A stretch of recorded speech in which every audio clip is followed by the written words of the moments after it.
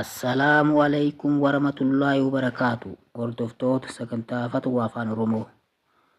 Sagantaa waa'ee soomanaa kutaa shanaffaadhaan walitti deebinee jirra. Gaafii jalqabaa akkana jetti. Dubartiin surree uffattee soomuun akkami tan jette yoo taatu, balballoomni gaafii tanaa soomni keenya baranaa kun akka malee shakkii na qabsiise. Ganda Arabaa kana hojjenna. Arabni tun tamataa laaftuu fi tamataa jabaatuutu jira. Kamataa jabaatutti rabbi nu qabe. Surree uffattan malee mana keessatti hojii hin hojjetinaa nuun jedhan. Huccuu dhedheeraa harkisaa mana keessa hin deeminaa nuun jedhan. Kanaafuu surree uffannee soomanaa baane.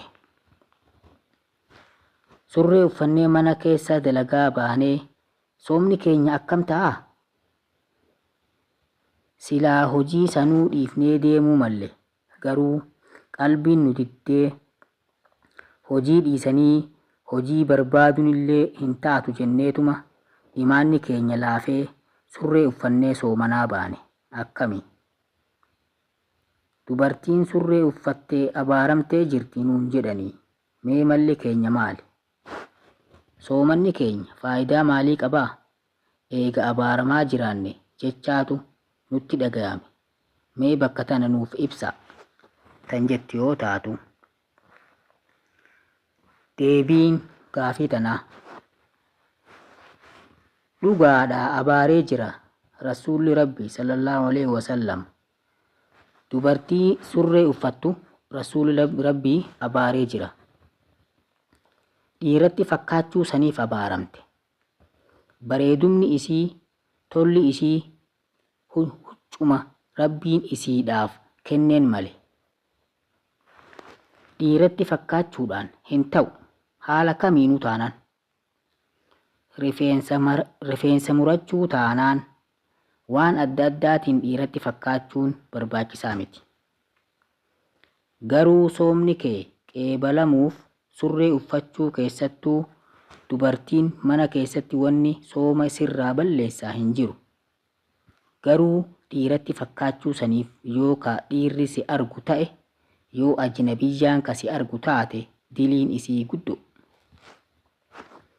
Kanaafuu yoo mana keessatti haati manaa yoo abbaa manaa ufiitiif surree uffatte yookiin bakka dhiirri isii hin arginetti surree dubartiitu jira. Surree dubartiidhaa manuma ufii keessatti uffatte bakka namni tokko ajnabiyyaan ijoollee sabiyyii waan hin ta'in bakka isii hin argine yoo jiraatte rakkoo hin qabu.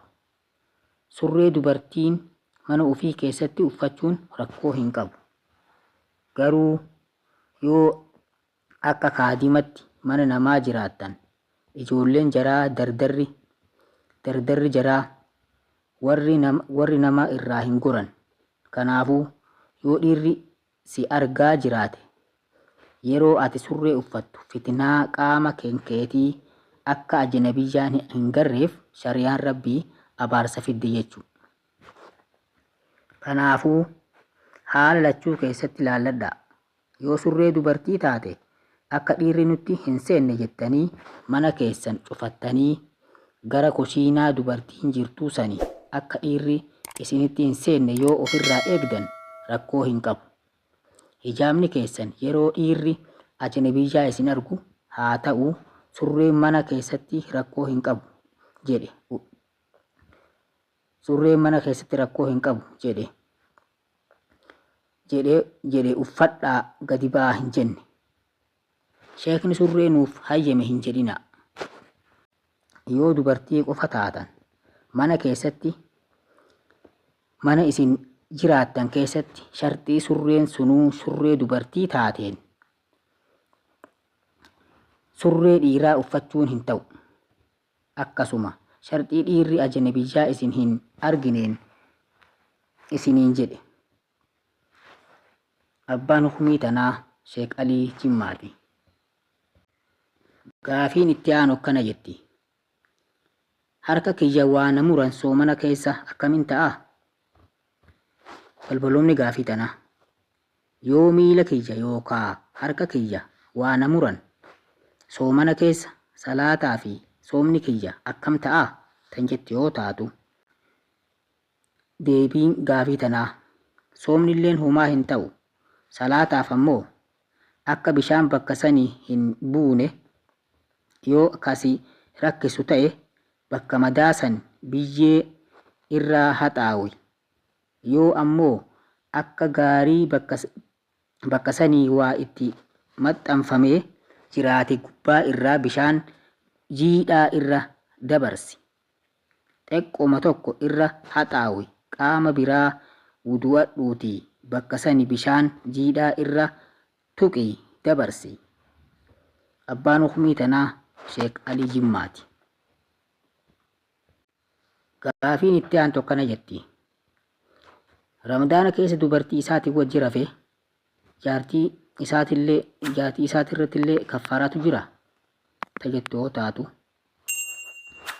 balbaloonni gaafii tanaa namni tokko yoo ramadaana keessa dubartii isaatii wajji rafe yookaan immoo jaartii isaatii wajji rafe jaartii isaa irrallee kaffaaraatu jira tajettu jechuudha. Jaartiin isaatillee kaffaaraa na kafaltii tajettu jechuu yoo taatu deebiin gaafii tanaa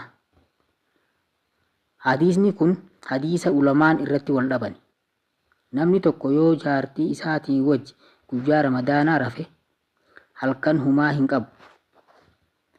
Shari'aan Islaamaa waan jettu gabrittii bilisa baasi jedha. Gabrittii barbaaduu qaba yoo gabrittii ijibbaatanii dhaban ji'a 2 soomanu bultii 60 ka guyyaa tokko addaan hin kutnetti soomanuudha.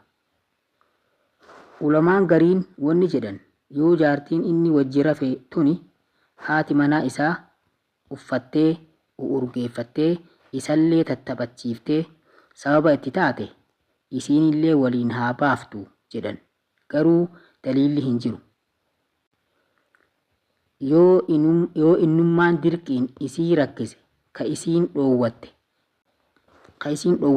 yoo inni dirqisiisee giddiidhaan itti dabalame isirra humaan jiranii isiin hin kafaltu jechuudha. Rasuulli Rabbii sallallahu alaihi wasallam namtichi dhufee ani bade halaakame guyyaa ramadaanaatiin jaartii tiyyetti dabre jedhe san jaartii isaa irraa rasuulli hin dubbanne isumaan ofirraa baasi jedhe. Kanaafuu tartiibni isii akka ulamaan dubbatanitti akkana fakkaata. Abbaan hukumii tanaa Sheek Alii Jimmaati. Sagantaa teenya tanarraa asumatti dhaabna. Haga sagantaa biraatiin hayyama rabbiitiin walitti deebi'utti nagahaa fi tika rabbiitiin jiraadhaa. Assalaamu alaikum warahmatullaahi wabarakaatuh.